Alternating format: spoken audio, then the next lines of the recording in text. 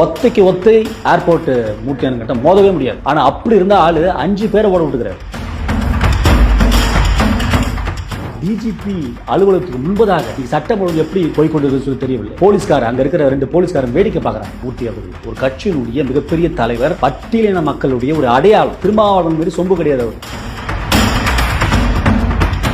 ஒரு தலைவன் எப்படி இருக்கிறானோ தொண்டன் எப்படி இருக்கணும், எல்லாம் கெஞ்சா குடி மாதிரி. அதுல ஒரு தாடி வச்சுக்கின்னு ரவுடி, குறிப்பாக மயிலாப்பூரை சேர்ந்தவன் என்று சொல்லி நினைக்கிறேன். கருத்தை கருத்தால் மோத திராணியற்ற திருமாவளவன் இன்றைக்கு அவருக்கு மாத்திரமல்ல, திருமாவளவன் தனித்து வெளியே வந்தால் நீ சிறுத்த குட்டி கிடையாது, பூனை குட்டியும் கிடையாது, நாய் குட்டியாக கூட நீங்க மாற முடியாது. நீ கருத்தை பேச இருந்தா கருத்தை பேசு. நீ கத்தி எத்தினா நானும் கத்தி எடுப்பேன்.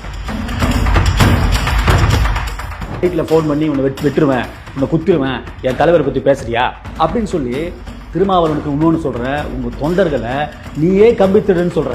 விசிகா என்ற ஒரு கட்சி இந்த தமிழகத்திலே இருக்கக்கூடாது. அதை நம்ம கண்டிப்பாக பேன் செய்யணும். ஏனால் இந்த கட்சி இருந்தால் வருகின்ற காலத்துல என்னவெல்லாம் நடக்குது என்று சொல்லி தெரியாது. அக்யூஸ்ட் எல்லாம் இன்னைக்கு விசிகால இருக்கும். திமுகவில் ஒரு ரவுடிசம் பண்ணோம்னா விசிகாக உள்ள போறோம். ஒரு மிகப்பெரிய தலித் தலைவர்களை நாம் இழந்திருக்கிறோம். ஆம்ஸ்டாங்குடைய படுகொலை.